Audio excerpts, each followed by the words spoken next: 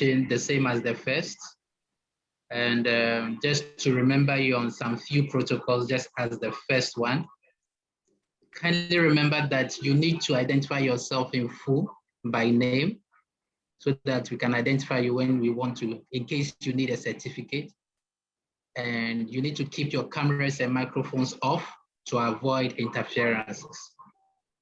If you have questions, feel free to use the chat, which you will find at the bottom of the screen. If you need to contact the organization team, also use the chat. At the end of this section, there will be time for questions and answers. So just keep your questions coming through the chat. Okay, so we'll move on to the presentations now. Remember that this seminar is on institutions, policies, governance, and African integration. And the AMENET seminar for this is organized by University of Ghana together with Universidad, Autónoma de Madrid.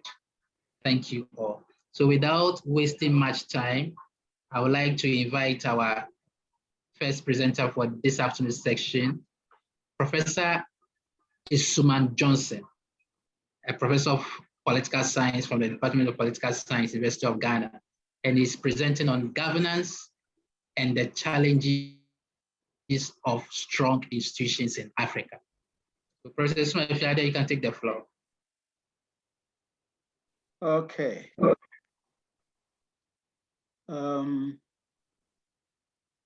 I would share my screen.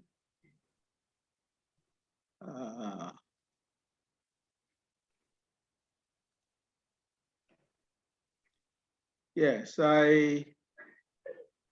I'm speaking on good governance and the challenge of strong institutions in Africa.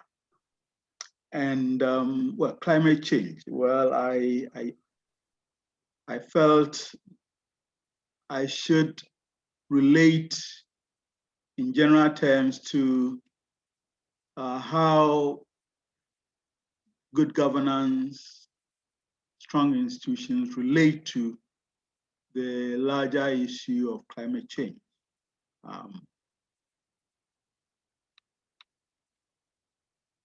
So I would begin with a discussion of what I mean by good governance and hello, Prof. Yes. Anything? Yes, can you put your presentation in?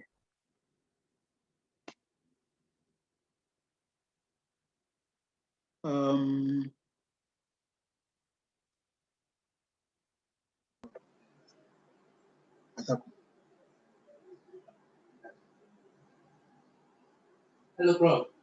Yeah. So I was asking you to put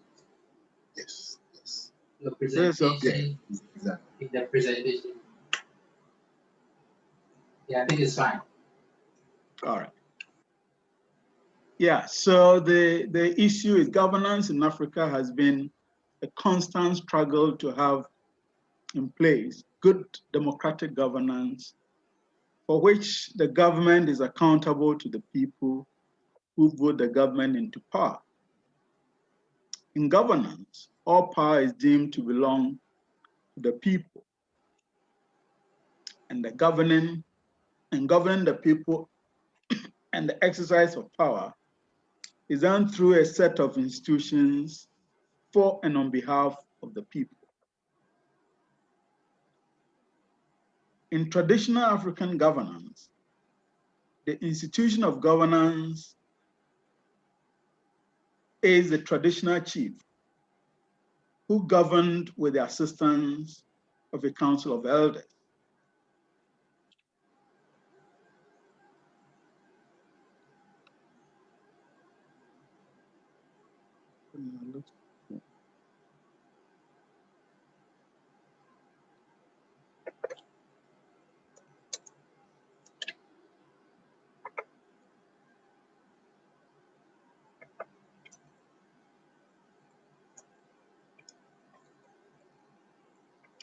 Even though the traditional governance system was not elected, it recognized the need for a structure through which the affairs of state, well, in traditional Ghanaian bed, we call the Oman, will be administered.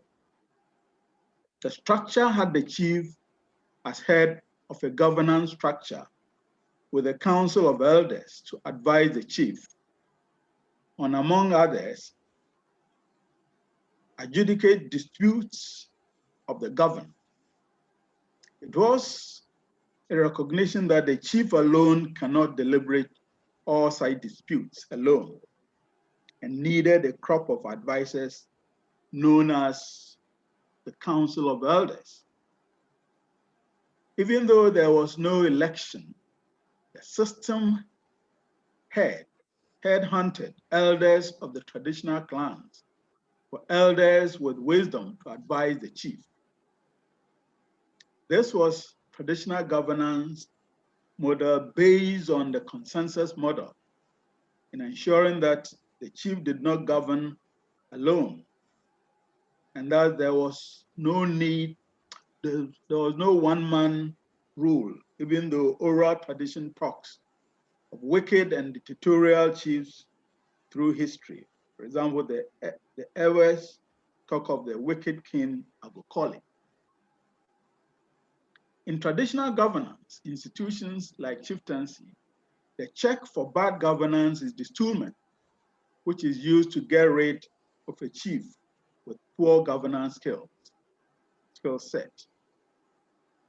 We will assume that in the traditional governance system, we cannot meaningfully talk of strong institutions in a modern governance setup. So we come to modern African governance and strong institutions. Now, in his speech to the Ghana Parliament in July 2009, President Obama drew attention to the nexus between good government and strong institutions. His position was that Africa didn't need strong leaders, as the continent has been awash with strong military as well as civilian leaders, but needed rather strong institutions. The continent is noted for poor leadership, i.e. poor governance, which engenders corruption and decaying governance, ultimately leading to conflict in the country. Now, the architecture of strong institutions. Now, governance is made up of principally 3 arms, namely the executive, the legislature, the judiciary. The press is held as the 4th estate of the realm or arm of democratic governance. The 3 arms of governance have to work together for good governance. Basically, the executive, that's government, is entrusted with the task of running the government. The executive does this by following the president's directives. The president heads a cabinet of ministers he appoints to assist him or her to run the affairs of government.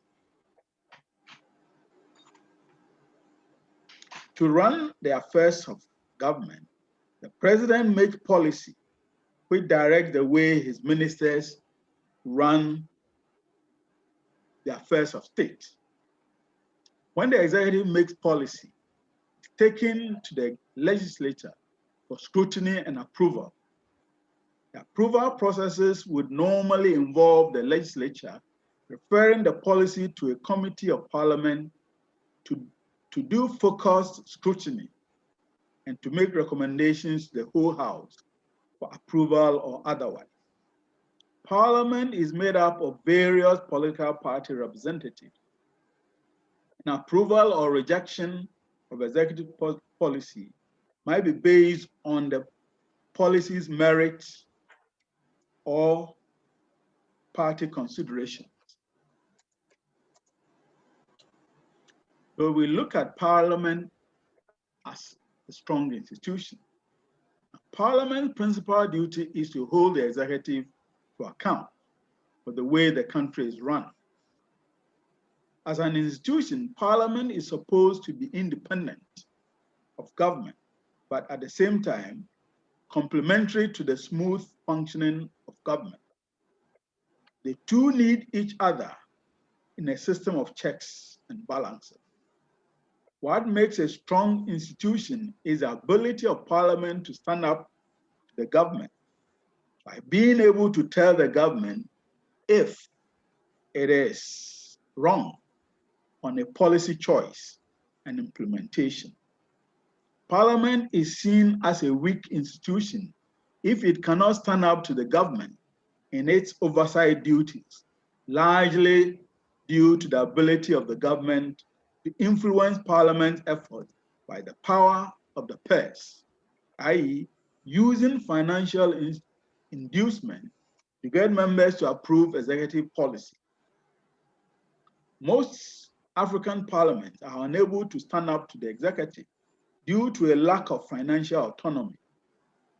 Parliaments look up to the executive for its financial allocation, which is a function of how much the executive intends to spend in its budget allocation. There is one area in democratic governance that opens itself to corruption, as often MPs in various committees of Parliament are alleged to have been compromised by the executive to approve government policy. The Ghanaian Parliament has often been accused of having been compromised to approve policies by members of committees asking those appearing before it seeking approval of budget allocation. The issue of financial autonomy for Parliament will be one of the areas that will help Parliament to be strong enough to prevent it being used as a rubber stamp for executive policy decisions. The executive across the continent does not help matters by constantly finding ways to compromise the financial autonomy of parliaments. In parliamentary and hybrid parliament, there is the added issue of certain MPs looking for ministerial positions from the executive. And such behaviors does not augur well for the autonomy of Parliament to be able to have meaningful oversight over executive action and governance.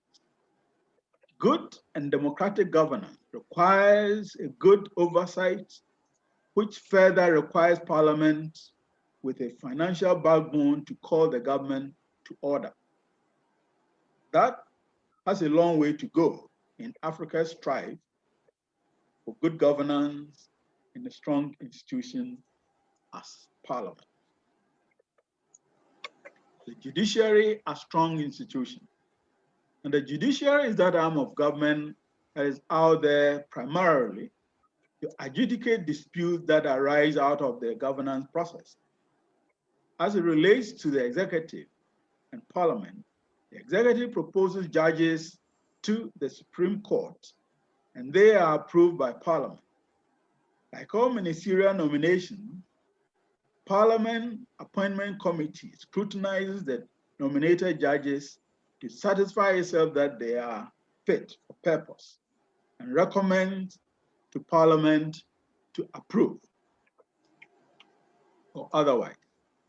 The judiciary interprets all disputes relating to the spirit and letter of the Constitution, and in so doing, keeps the executive within the constitutional limits set for it. Of the three arms of government, the executive is the most likely arm that is likely to do things in the process of governance that go beyond its powers, which have to be ruled ultra vires by the judiciary.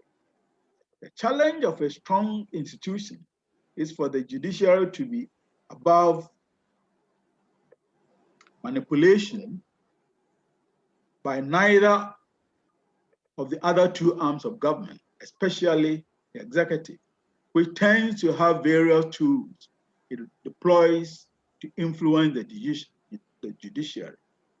Among these tools is the power of appointment to the Supreme Court, and a governance system with an independent judiciary bodes well for the democratic governance of the country. Strong and independent press. Apart from the three arms of government, a strong and independent press adds to the credentials of a country's governance as good and strong. The press tends to be the agenda setters for the governance of the country by using investigative journalism to throw up issues that the government may want to keep under the carpet. The press brings up the issues that the executive may be unaware of, and in so doing, helps unearth wrongdoings and the need for correction. The executive must not be seen to manipulate the press. The press must be insulated from executive control and influence, and so the Constitution provides for an independent press commission to regulate the activities of the press. What do we see of the press in Ghana and Africa? The press is nominally independent because they eat from the pots of the executive and money bags. And because they are looking for largesse, most of the time, they don't help strengthen the system, but weaken it by the acts of corruption, sycophancy. The government is seen as a tripod, sitting on and deriving its strength from its three legs. But the nature of African governance is such that the tripod is weakened because the executive arm largely emasculates the judiciary and the legislature, and the two look up to the executive virtually for everything, particularly financing. So the African governance experience is a structure that is pretty weak. And this affects governance, which doesn't make governance anything to write home about. Now, relating this to climate change, how does good governance relate to climate change? It relates to the politics of climate change.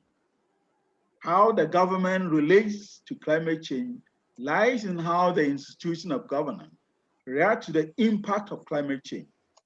This is done mainly by the government making policy to deal with the impact of climate change by first recognizing the impact on various aspects of climate change on society and making policy which is made into law through the legislative and the judiciary, adjudicating disputes that may arise out of the policy implementation. Various ministries like food and agriculture, fisheries, land, and natural resources all have to make policies to deal with the impact of climate change, which in itself is a challenge. The UN has shown the way with various programs to deal with the climate change, and the governments around the world are looking at how it affects its people and make policy to deal with the impact of climate change as it impacts areas like manufacturing, fishing, agriculture, land, and mining. The challenge of good and strong governance in Africa is an ability to recognize the impacts of climate change and make policy to deal with the impacts. Well, thank you, and we will pick questions as necessary. All right, Prof. Thank you so much for your brief and very concise presentation, drawing our minds to the issues of governance and challenges of strong institutions in Africa, and actually linking it with climate change. Thank you very much. I'm sure there will be some questions by the end of this session. So kindly stay put, and I'm sure you'll receive some questions after the section. We'll now move on to our next presenter. This is going to be on institutions and good governance in Africa, a case of the legislature in Ghana.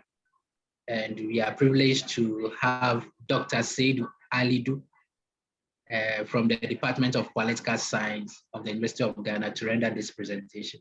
So Dr. Seidu, if you're around, you can just take the floor. Thank you.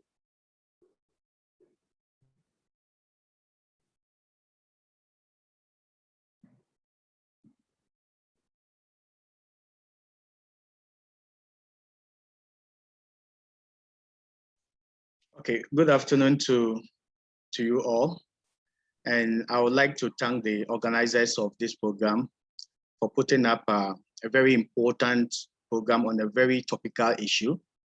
And also to Professor Suman Johnson for the rather wonderful presentation on good governance and then institutions. So I'm speaking to the issue of good governance and institutions in Africa, and I'm looking at the legislature of Ghana.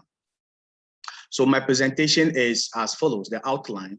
First of all, I'm going to look at the motivation for selecting the topic that I have selected, especially the focus on the legislature. And two, I'm going to do a little bit of conceptual explanations with reference to governance and institutions. And three, I'm going to explore the relationship between governance and then ecological footprint in Ghana. I'll try to explain the role of the legislature in this relationship, and then I'll make a conclusion. So first, with my motivation, the legislature, as Professor Suman Johnson has earlier submitted, is one of the most important institutions of governance in every country. But not just that, it is one of the highest initiators of policies and laws in every country. And for that matter, policies on climate change as well. Two, weak or highly dependent legislatures are not able to positively affect the quality of governance in a country. So to be able to have a very good governance in a country, the legislature have to either be strong as an institution or to a little bit strongly detached or decoupled from the day-to-day influence of the executive largely, but to some extent, the judiciary arm of government. And then third, I believe that adequate knowledge and information among members of the legislature, specifically on climate change issues, can have a positive influence on the kind of policies and support that governments will give to the issue of climate change and climate change activities. I'll focus on governance first. I go straight to the World Governance Index, which is managed by the World Bank, and their definition of governance. So the World Governance Index actually defines governance as consisting of the traditions and institutions by which authority in a country is exercised. So governance usually is built on two foundational pillars of traditions and institutions. And these traditions and institutions may include, one, the process by which governments are selected, monitored, and replaced. It also involves the capacity of the government to effectively formulate and implement sound policies for the betterment of the state. And last but not the least, governance consists of the ability of government to respect citizens, but also the state for the institutions that govern economic and social interactive processes. The World Governance Index identifies 6 dimensions of governance. Largely, if you want to look at governance, there are 6 major dimensions by which you can focus on. And the World Governance Index also organizes data on countries across the world based on these particular 6 dimensions. The first is the voice and accountability. Second is political stability and absence of violence. The third is government effectiveness. The fourth is regulatory quality. The fifth is rule of law. And then the seventh is the control of corruption. In detail, the voice and accountability dimension of good governance captures perceptions of people of the extent to which a country's citizens are able to A, participate in selecting their governments, two, or B, as well as the freedom of expression. So it is very important. The whole concept of voice and accountability is not just about citizens' ability to participate in electing government that they so desire, but it is also about the freedom of the people to express their views, whether it is dissenting or it collaborates or confirms what government believes in. It also entails the freedom to freely associate with groups, with bodies, with entities that are legally constituted in the state. It also includes freedom of the media, the fourth extreme of the realm, as Professor Suman Johnson has indicated, and the ability to freely publish and expose acts of corruption and mismanagement in the society for correction. The second and third is political stability and regulatory quality. When you are looking at political stability and the absence of violence, the World Governance Index measures this perception based on the likelihood of political instability and or politically motivated violence, including the act of terrorism in a country. The regulatory quality captures the perception of the ability of the government to formulate and implement sound policies and regulations that permit and promote private sector-led development and growth. Government effectiveness relates to the perceptions of the quality of public services in a country, but also the quality of the civil service and the degree of its independence from political interference and pressure. It also captures the quality of policy formulation and implementation. And last but not the least, the credibility of the government's commitment to such policies. The rule of law captures the perception of the extent to which agents have confidence in and abide by the rules of the society, the quality of contract enforcement, property rights enforcement, and the role of the police and the judiciary in adjudicating matters of concern to people within the state. But it also examines the likelihood of crime and violence in every state. The control of corruption dimension captures the extent to which public power is exercised for private gain, including both petty and grand forms of corruption. It also examines the level of state capture by elites and private interests who have either financed government campaigns or have something instrumental that government want to exploit. Now, having explored what governance is based on the indicators provided by the World Governance Index, I want to focus on institutions. Now, it is undeniable fact that institutions constitute the building blocks for the functioning of every democracy, and for that matter, good governance, because it is assumed that democracy is one of the most credible means to good governance. Informal institutions also regulate and constrain actors' behavior within a state. It also sets clear boundaries on actors' choice within a given state. However, the literature over the years have often neglected formal institutions in the study of discourse and interaction in Africa, largely based on Chisman's idea of no institutions. So the assumption was that formal institutions have not sufficiently developed in the interactive process within the continent of Africa. And largely what existed was informal social relations and personalized clientelist exchange relations. So over the years, politics in Africa, it was assumed, was governed largely by informal interactive process rather than underpinned by formal institutions. But over the years, these arguments seems to be losing our grounds, because largely, even some academics argue, like Chaval and Dalloz, they argue that even where formal institutions do exist in Africa, they are just a smoke screen for the informal exchange of clientelist and informal social relations that govern more the day-to-day processes of the continent. But over the years, academics like Posner and co are now thinking that it is high time special attention is paid to formal institutions in Africa. If they are not emerging, they have to some extent underpin what happens in the day-to-day political life of Africans. So largely classical institutionalists and argue that institutions are constraints, except when decisive coalitions decide they are no longer a constraint.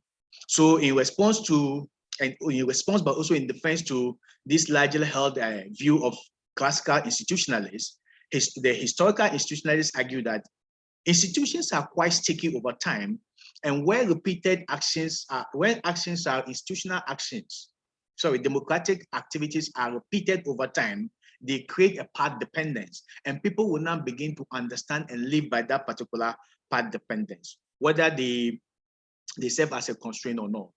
But this kind of argument is largely limited by the whole concept of authoritarian legislatures. If you are speaking to democratic legislatures, you can speak to the fact that institutions still remain the most dominant regulatory framework in the day-to-day politics of a state.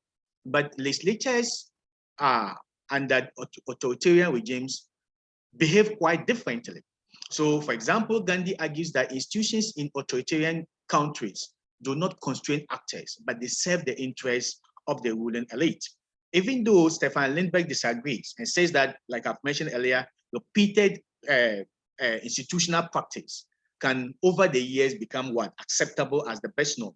And he refers to the whole concept of repeated elections and its impact on democratization in Africa, that when we repeatedly vote, we improve over the way we vote, and that can lead to an incremental change in the democratic processes of a state. So having examined this whole debate and nuances about institutions and governance, we can arrive at 4 different levels of conclusions. One, that institutions shape actors' behavior. So if the right institutions are put in place, they will definitely safeguard democracy in the continent, and for that matter, influence the level of policies on climate change. 2, institutions are designed in a way that can be used by powerful actors to serve either positive or negative interests. So institutions are usually couched in the more fluid terms in some democratic dispensation, to the extent that they can be manipulated by powerful actors to serve their interests. And these interests can either be positive or negative. The third conclusion is that powerful actors change institutions if they get in their way, even though it is widely held by academics, institutionalist scholars, that institutions can actually provide a guiding principle and change and regulate our behavior in a society. The conclusion is that powerful actors can change institutions if they get in their way. So for example, in Africa, most of our constitutions talk about term limits in our governance process. So in some countries, you either do 4-year 2 terms or 5-year 2 terms. But over the years, you've seen that a particular government comes to the end of its 4-year term, and then they seek to amend the constitution to allow them to continue indefinitely. So whereas institutions can constrain the behavior of actors, but it is also possible that actors can change the institutions if they get on their way. Last but not the least, institutions can have definitely unintended consequences and on our behavior. So how then do we relate governance to the whole concept of climate change, which is the dominant theme of this particular conference? So I sought to do this by looking at the relationship between governance, largely using the 6 dimensions provided by the World Governance Index, and then its impact on climate change in Ghana over the period of 2000 to 2016. And I did this by looking at the ecological footprint, which is one of the widely used and known metrics for measuring climate change. So the ecological footprint, according to the Global Footprint Network, explains an ecological, according to the Global Footprint Networks, an ecological footprint is largely the demand on and supply of nature. So in other effect, it measures how much nature we have and how much we use of it. So knowing the ecological footprint of a country have the propensity to, it can help countries to improve their sustainability and well-being. It can help leaders to optimize public project investments. it can also help individuals to understand their impact on the planet. So in this particular measurement, when we realize that there is a positive correlation between ecological footprint and the control of corruption in Ghana between the period of 2002 to 2016. If you move to the second in dimension of governance as provided by the WGI, there is a positive correlation between ecological footprint and government effectiveness in Ghana between the same period and the review. If you look at the third dimension, which is political stability and the absence of violence, there is a weak positive correlation between ecological footprint and political stability and the absence of violence in Ghana. If you look at the next, there's a positive correlation between ecological footprint and regulatory quality in Ghana between 2002 and 2016. There is also a positive correlation between ecological footprint and the rule of law in Ghana between 2002 and 2016. And last but not the least, there is a positive correlation between ecological footprint and voice and accountability in Ghana. These are just relationships. Correlation is not necessarily a causation. So in looking at this level of relationship between ecological footprint and governance in Ghana, I sought to look at the role that the legislature played in this particular relationship that exists. And speaking largely to the Ghanaian legislature, it is largely a unicameral legislature made up of just a single house with 275 members who are elected to serve for a 4-year term. The speaker presides over the business of the legislature and is mostly nominated by the majority. The speaker chairs a 5-member parliamentary service board that usually takes care of the day-to-day functionings and management of the legislature as a house. And parliament works largely in committees. And in Ghana, we have about 3 committees, what we call the standing committee, that usually regulates how parliamentary businesses are conducted and done. And then the select committees that usually focus on important ministries and the government and exercise oversight over them. There are times that the House may also decide to set up an ad hoc committee when the need arises for them to investigate specific issues of interest to the House. So membership of these committees range from 5 to 25 people. And a member of parliament is not supposed to serve in more than 2 committees, at least 1 standing and then 1 select committees. So this is currently the 8th parliament under the 4th Republic of Ghana. So you can see that largely the Parliament of Ghana has been doing a lot. You cannot largely impact on global policy making on climate change by not taking adequate measures to formulate and implement laws that regulate how climate change activities are conducted in a country.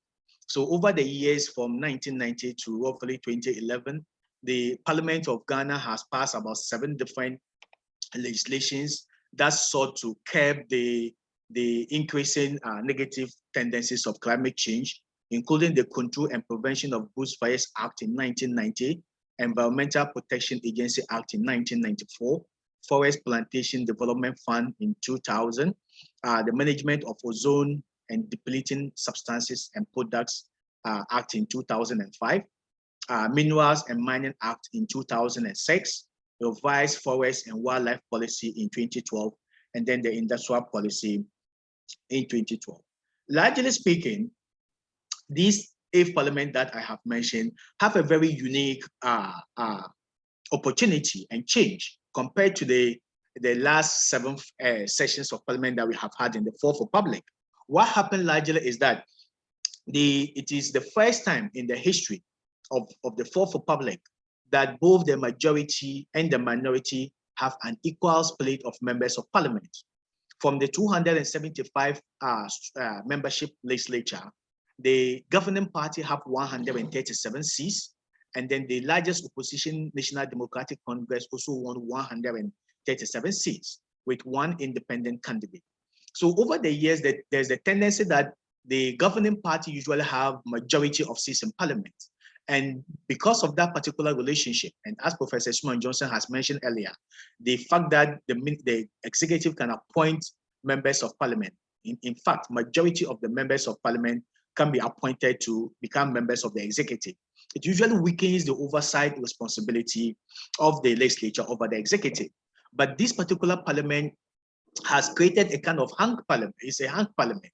There is no clear-cut majority, and that provides an opportunity for leveraging on reforms and pushing the Parliament of Ghana to be able to enact bills in favor of climate change and to be able to reduce that element of dependency and control that usually comes from the executive.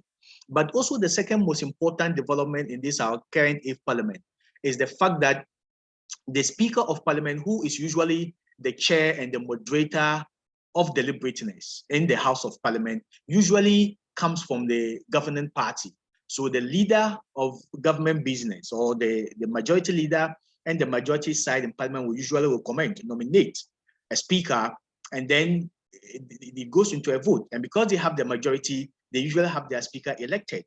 In this particular Parliament, fortunately for democratic oversight, the majority, the governing party proposed a specific candidate, and the opposition party proposed a different candidate. And it went to a secret ballot.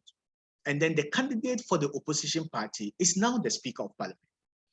It stands to reason that if there is an opportune time for more accountability to happen, for more oversight to occur, for more bipartisan relationships to occur, especially with regards to the fight against negative tendencies of climate change, this is the time that it must occur. And how must this occur? One, by looking at Parliament in a more consensus-based or oriented nature, enacting more domestic climate change legislations that can positively impact on the relationship between our ecological footprint as a country and then our drive for good governance. Two, the legislature can seize this particular opportune time and use the control of the purse, the ability to regulate government financing in such a manner that a lot of budget is allocated to regulating the activities of climate change in the country. And they can make sure that this is guaranteed and threaten government that if this is not done, they can reduce or cut budget spending on other aspects of government business to support policies and activities on climate change. Three, members of Parliament represent the interests of the general public. And I think it is a common and public knowledge that climate change is gradually setting in almost every corner of the world.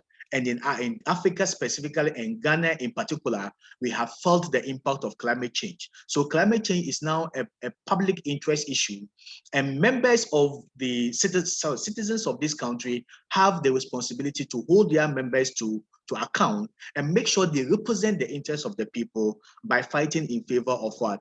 Climate change friendly policies. The issue of accountability and oversight functions can be used largely now than ever because there's no clear-cut majority and minority in Parliament. We have a majority group that is 137 of the governing party members of Parliament plus the independent candidate. And in most cases, this particular secret ballot can force people to account, government to account to maybe the lack of its formulating and implementing climate change policies in the country.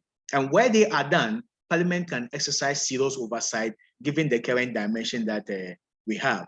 Last but not the least, Parliament can seize the current composition and set up a climate change policy agenda and targets and objectives and make sure government actually work within this particular limit and then strive so hard to make sure that we get to a level where the issue and then the consequence of climate change is actually minimized, if not completely eradicated. I will end here, and then thank you so much for your cooperation and for listening to me. Thank you very much, Professor Dr. Seidu. We are very grateful. Very insightful, presentation. Thank you for all the exposition, the 6 dimensions of governance, the constructions you did with formal, informal institutions, and also the issues of governance and climate change, the correlations that you actually let us see. We are very grateful. And the conclusions on the recommendations. Without any further delays. We would like to move on to the discussion section. And I think we have some very interesting questions that, let's start with questions from Professor Daniel Trefo. Professor Trefo wants to find out, especially his question is directed towards Professor Suman. His first question is that corruption can be found everywhere in the world as far as he is concerned. But why is it that when it is mentioned, it appears that it is only in Africa that we find this corruption? So Professor Suman, that's for you. The second thing is that he sees politics in Ghana as the winner takes all syndrome. And he's asking that, can we adopt the European system, so to say, where consensus is built in the formation of government? The third question is that, what practically can be done to make institutions stronger beside policies and laws that establish them? And finally, he's asking, do women necessarily provide better governance? If so, why? So I think, Professor Suman, you can tackle these 4 questions directed to you from, and any other person also within the participants can also handle that. I mean, also, Professor Seidu, if we have any, suggestions or comments on this, you can also let it back. Thank you.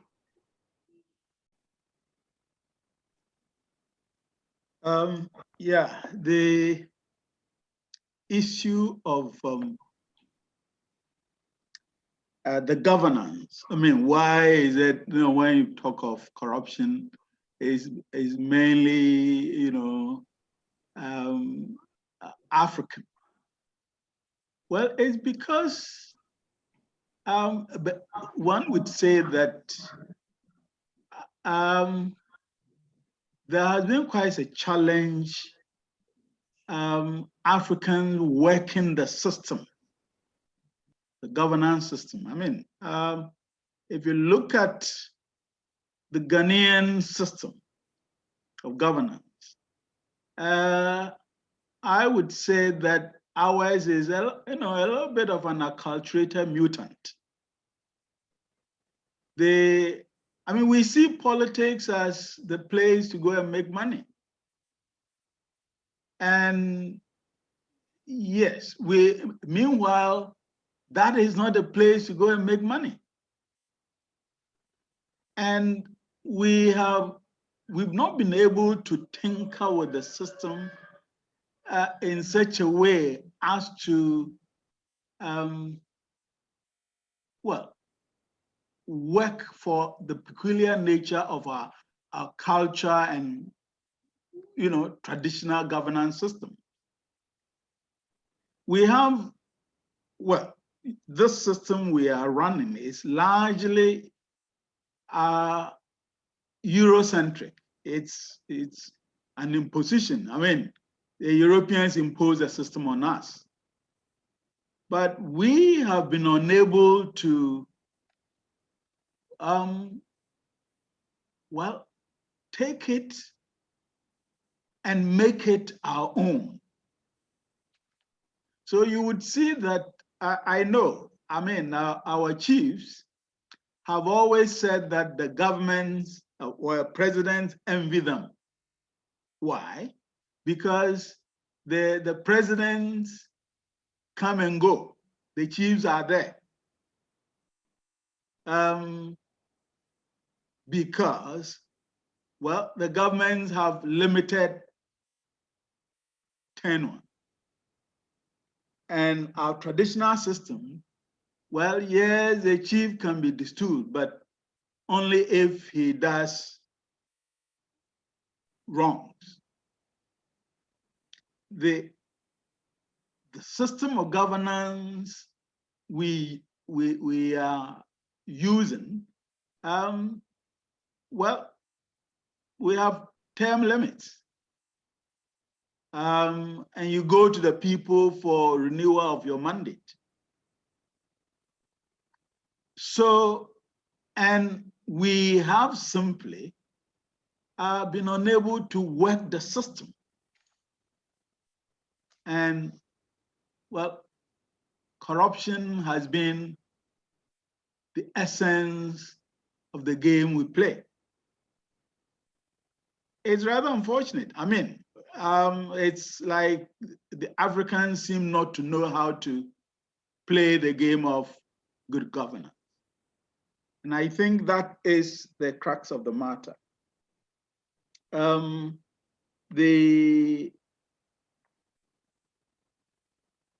The other question was, what's wrong with, the strong institution?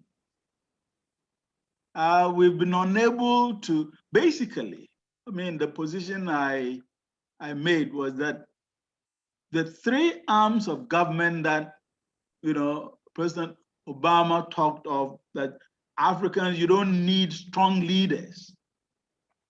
You need strong institutions. Now, the strong institutions as we aspire,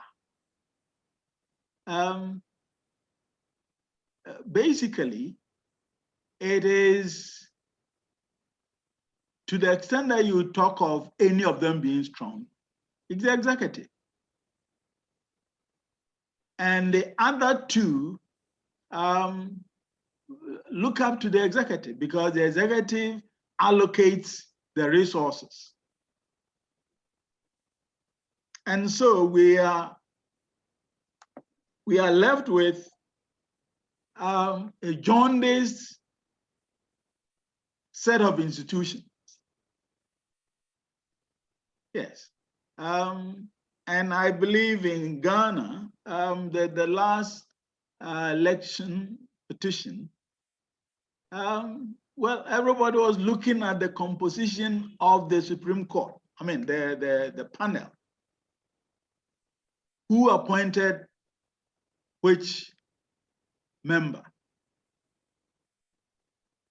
And therefore, well, the opposition talked of a packed panel. In very simple, well, the tinkering with the panel or the Supreme Court, in the US, they do it.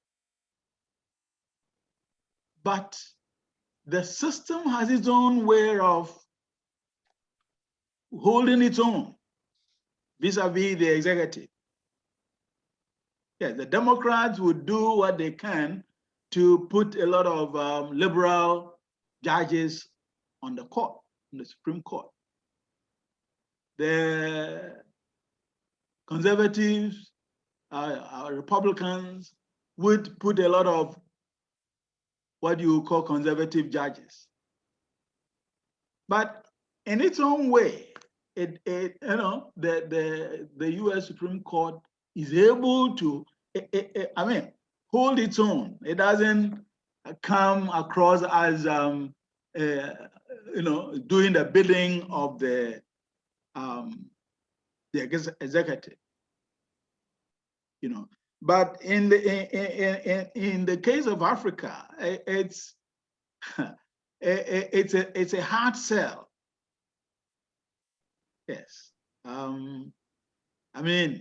You would, our own electoral commission is seen as compromised because the current government appointed the chair and some commission members. And therefore the opposition its mind is made up that it is not a neutral arbiter. These are some of the problems that relate to the problem of strong institutions. Well, I would want to believe that, there are some suggestions coming through the system.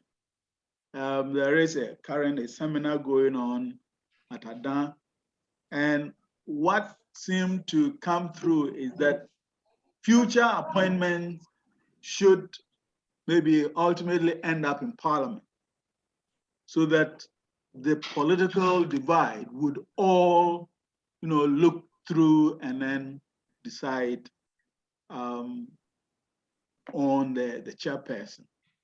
But that would require going back to change the constitution and, amend the constitution. Well, the issue of women and strong institutions. Well, the two chairs of the Electoral Commission of Ghana have been women. But, well, those institutions have not been too far from controversies.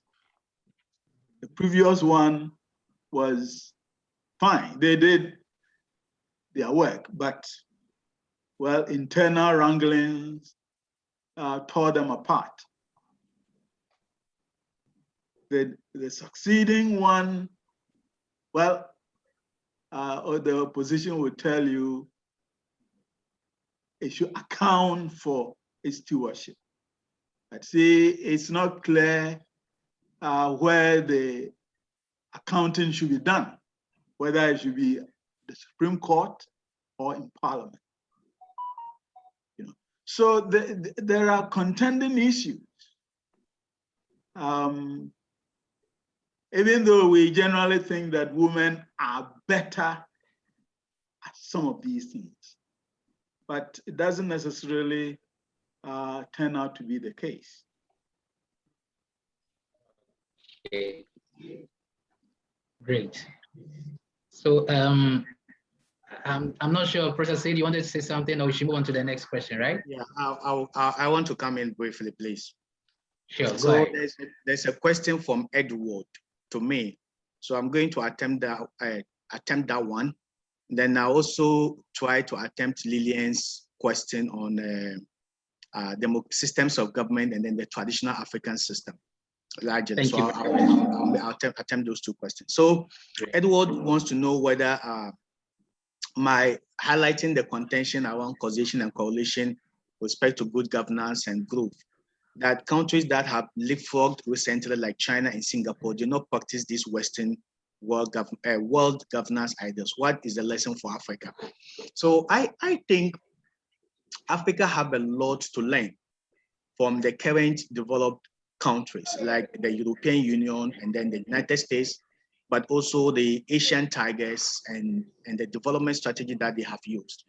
There is a little bit of hypocrisy with regards to development policies and practices that have been used by the now developed economies to get to where they are, and the development policies that have been preached to developing countries at this stage of their life. If you read Professor Chang's book on Kicking Away the Ladder, Development Policy in Historical Perspective, he talks about the fact that in the quest to develop, when these now developed economies were at the stages that we are in Africa at the moment, they largely use the infant industry model, which emphasizes so much of protectionism and tariffs, as well as a lot of subsidies to support infant industries to become global giants. But if you look at the current policy as practiced at bilateral level, but also through the platform of the WTO, most of these things have been outlawed completely. And development policies that are preached to developing countries include the Washington Consensus policies proposed by John Williamson, and then the post-Washington Consensus by Danny Roderick and all those things. So it suggests that sometimes what the global dominant paradigm in terms of policy idea is may not necessarily inure to the benefit of other countries, especially countries that are still struggling to catch up. At the level of development we are now, when the West and other countries were at this particular stage, they were actually practicing different policy framework because the global setting was quite different. Now, we cannot ignore the global setting because no country can develop in isolation. It is kind of an interactive process. But what we need to do is to, as much as possible, identify policies that can relate and inure to our growth, policies that have the the African culture, and the contextual glove ingredients that can move us forward. So when we are looking at the whole concept of climate change with industrial emissions and all those things, even now developed countries, including the US, left the Kyoto protocol simply because they believe it is going to limit the extent to which they can develop. So what can we do as Africans? We need to learn lessons from it. The only danger is that the African economy is largely interdependent on most of these global economies. And there are tendencies that they may want to arm twist African countries to obey the global dominant paradigm because it inures to their benefit in a way. But I think there are good examples in Africa to suggest that when countries know where they are about and can maximize resources within and reduce their dependence on Western aid, they should be able to devise policies that can take them to where they are. So what are the lessons for Africa? Let's focus on what works best for us and try as much as possible to lessen our dependence on the Western world so that we can formulate policies independently and be able to implement and enforce them. So the other question Lydian posed was, she said, the system of government, can we practice a system of government that mimics the traditional rules in Africa? Yes, I think we can. If you look at most of the systems of government that has been practiced by the West, they still have a little bit of opportunity for the traditional system to participate in governance process. So you go to Britain, the Queen still played a ceremonial role in the day-to-day governance process of the state. So I don't see why completely we decide that our traditional rulers may not matter when it comes to issues of secular civic government. If you read Professor Peter Ike, he talks about the fact that he has a very wonderful article on colonialism and then the two publics in Africa, a theoretical statement. He talks about the fact that the African society, unlike the Western society, has not evolved the way the West has evolved. The West have never been dominated, subjugated, or colonized in a way. So they still have a little bit of a very decent, monotonous kind of culture and life patterns. If you compare that to Africa, our way of life has been transformed, have been subjugated, have been dominated by at least 3 different cultures. Professor Ali Mazrui talks about the triple heritage of the different levels of interactive process and the influence of cultural behavior that has influenced our lives as people. So I believe that in Peter Ike's diagnosis, he said we have 2 levels of publics in Africa, what he calls the primordial public and then the civic public.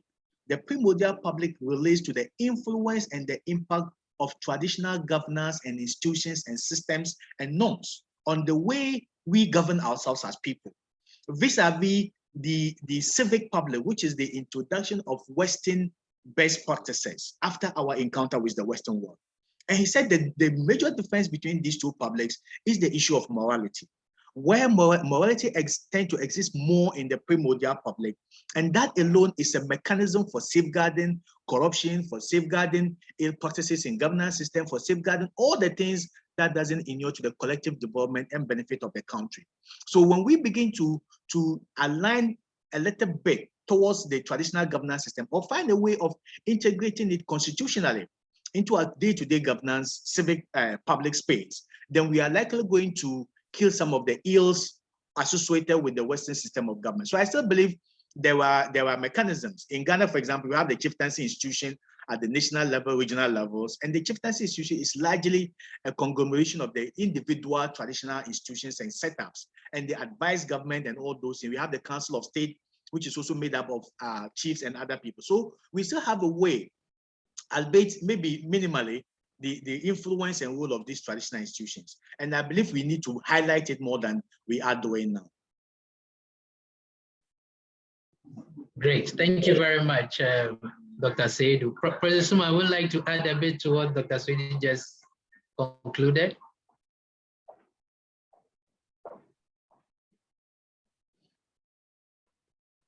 Okay, so I'm not sure if there are, I'm sure we have exhausted almost every question that has come through the chat, and we've had quite discussions there, and we are very grateful to all the presenters and all the participants. So without wasting much time, we would like to call on the representative from University of Ghana to give us some closing remarks and also some, pointers as to the next steps so that we can go on with this seminar. Thank you very much. So I'll call on Professor Daniel Trifo to give us the closing remarks and next steps. Thank you. Right. Thank you, Kojo, so much. I'm very happy that I think all too soon the discussions have come to an end. Over the 2-day period, I think we have some interactions, and we've listened to different presenters. We've tried to discuss the issues and in a way try to also dialogue and then have a broader knowledge on key issues linked to climate change, key issues linked to COVID-19, issues linked to governance, key issues linked to governance, issues linked to governance in Ghana, key issues that are linked to governance in Ghana. So I think participants have also, enjoyed the session by looking at the sort of questions that came forward and the enthusiasm to which they participated in the conference. I must take this opportunity again to thank, the opportunity that has been given University of Ghana, and here I'm focusing specifically on the AMENET team, more specifically Professor Mella, for all the issues that the organizational issues, getting the topic, getting the presenters has been quite difficult, but we were able to do that.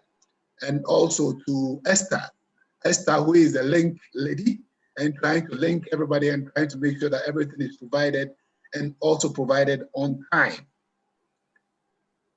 My head of department was supposed to be here and give a word, but unfortunately, he's quite busy on some other equally important issues. So that's why he asked me to give a word to that.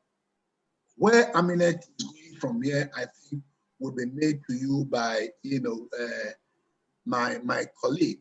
So on behalf of the Ghana team and on behalf of AMENET, I would like to thank all of you for your time, more specifically my PhD students. And I like the enthusiasm with which they participated in class early this year. The same enthusiasm, I can see it here. I can see Edward, Roma, I can see Lillian, a very lively class where we are all trying to solve African problems and making our problems more resolvable. The participants over here, I think, a big thanks, and the presenter, Professor Suman, thank you so much. Dr. ALIDU said, I know you are busy, but at least you found the time to be with us and share with us your thoughts on some of these issues. I presume we will keep the light burning and we will find a way of continuing discussion as we go on. So thank you very much for your participation. And I think the next steps will be provided by my colleague. Thank you. Thank you very much, Professor.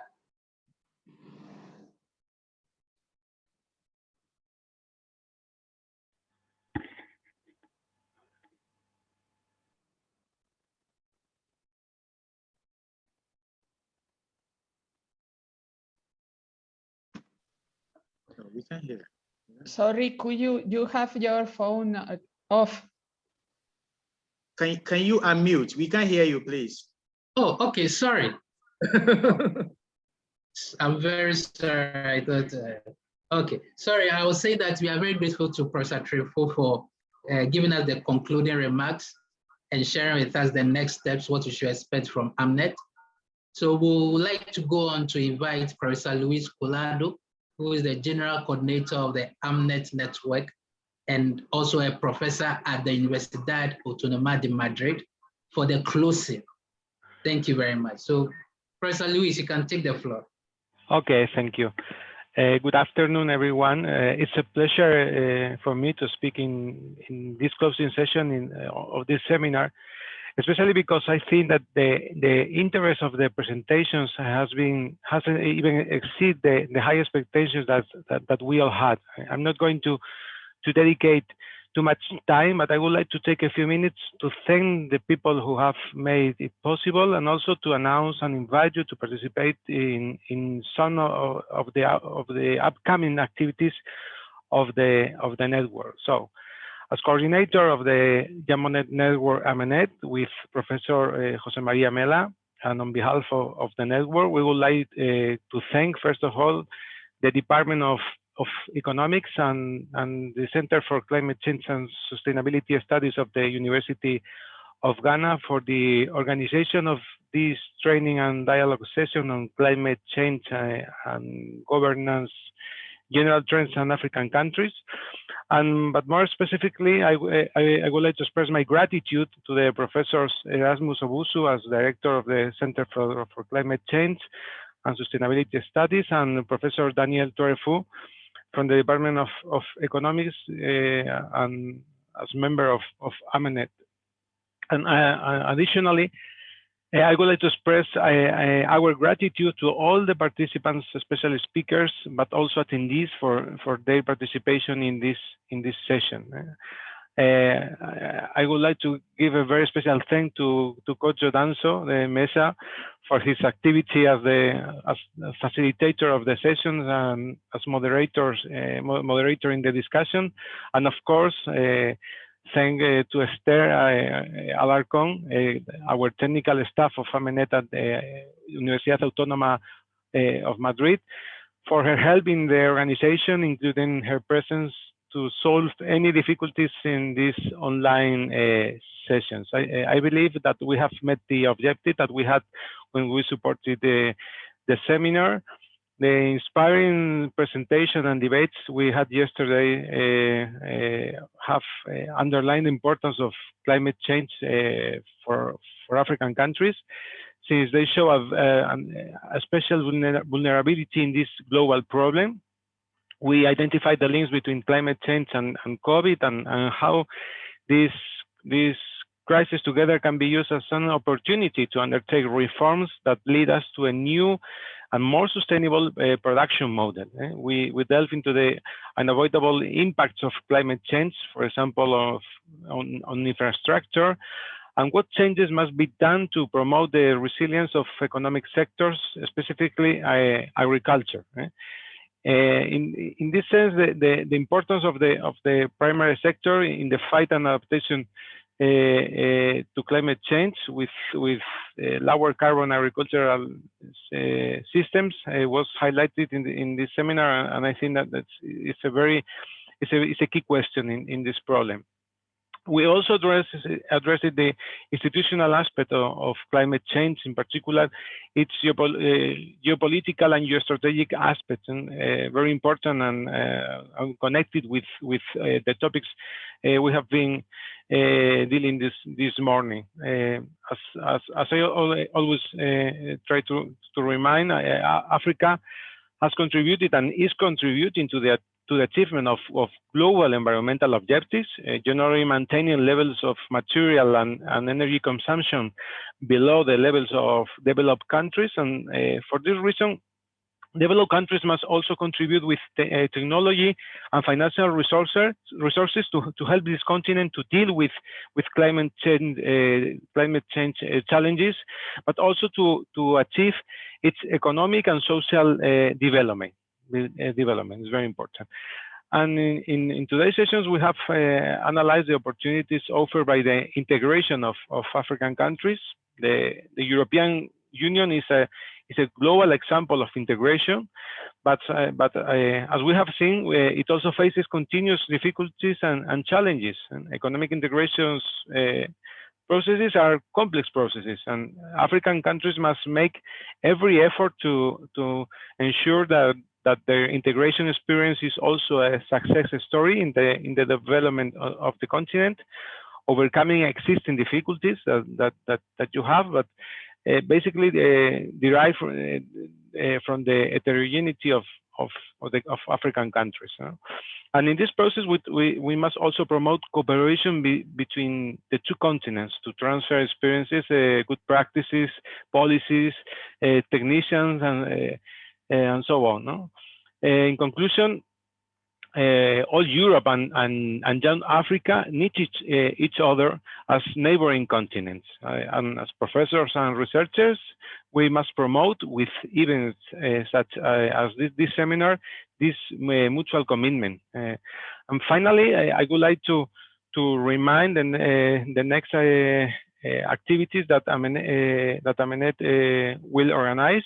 In June, from Monday 14th to Friday 18th, we will celebrate an online seminar on renewable energies and climate change with a special focus on Euro-Mediterranean African integration. It will be held under the framework of CIBIS, a consortium of European universities at the with the participation of the University of Stockholm in Sweden, the University of Aix-Marseille in France, and the Autonomous University of Madrid, where ECOWAS, through the Center for Renewable Energy and Energy Efficiency and specialized companies, will participate. And in this seminar, we will discuss some of the aspects that we have addressed, that we addressed yesterday, with a special emphasis on the possibilities and opportunities of green electricity generation. And given that the current production model is not sustainable, this crisis should be used to redesign productive activity. And this redesign should be based on a reduction in the use of water, materials, fossil fuels, and an increase in sustainable electricity generation, in more efficient production and transport systems, and in the transformation of services, and in a more intensive use of information and communication technologies. The use of information and communication technologies can allow enhancing more responsible consumption and production systems, and in this way the pandemic would be used as a turning point in the necessary productive transformation, generating new opportunities for African countries.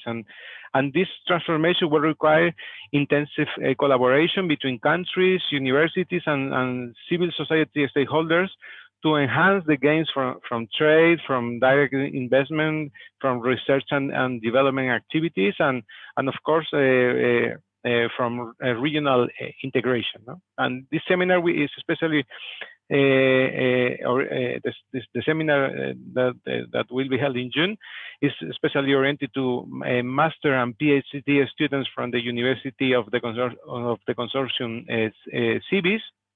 Is limited to 50 participants, but we have included the attendance of some students from African universities that are part of AMENET, the University Abdelmalek Sadi from Tanger, the University of Nouakchott, the University of Dakar, University Jean Piaget of Cape Verde, universities of Kinshasa, Goma, and Bukavu, and of course from the University of Ghana.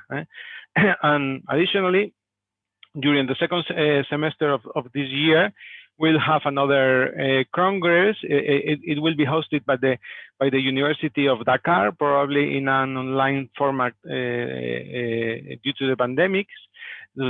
But and the main themes will be connected with the social and institutional dimensions of sustainability. That is something closely connected with the issues that we have been discussing these days. No? And in this sense, we will open a call for communications to address issues such as the importance of peace for the future of development and integration in African countries, the growing role of governance versus centralization, the importance of national and international institutions for economic integration and development, the contribution of stability, the analysis of migration in and from the continent, and the importance of refugees, and However, these core topics will probably be expanded with other key issues such as the COVID-19,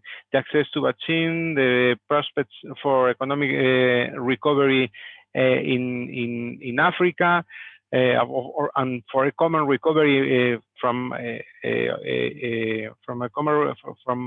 a common recovery in Europe and Africa. You can find the details of these activities on the webpage of AMENET, and of course you are invited to participate.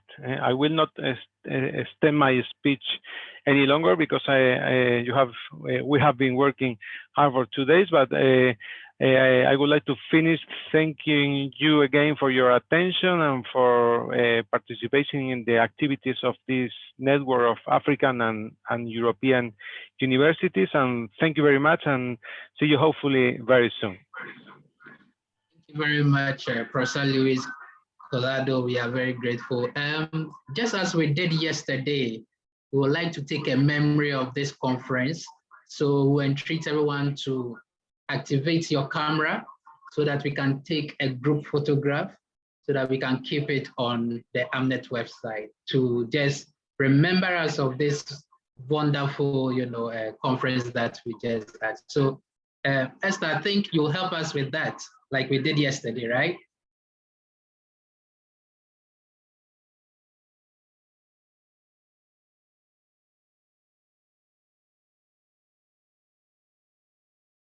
Okay, Esther.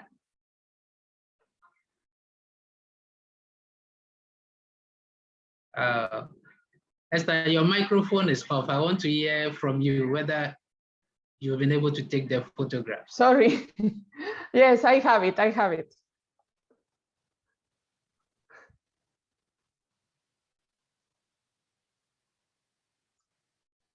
Esther, we have a photograph? Yeah, I have it. I have two. Okay, so everybody's face is showing very well. Okay. Yeah. All right, thank you. Yeah, it's perfect. Smile. Bye, smile. Bye. All right, bye-bye, all of you. Thank you very much. Have a wonderful day. Bye-bye. Or evening, wherever you are. Thank you for everything. Bye. Thank you. Yeah, too. thank you for everything. Right. Thank you, Guy. Thank you. Thank you. Bye. Bye. Oh, that's Edward. Yes, please.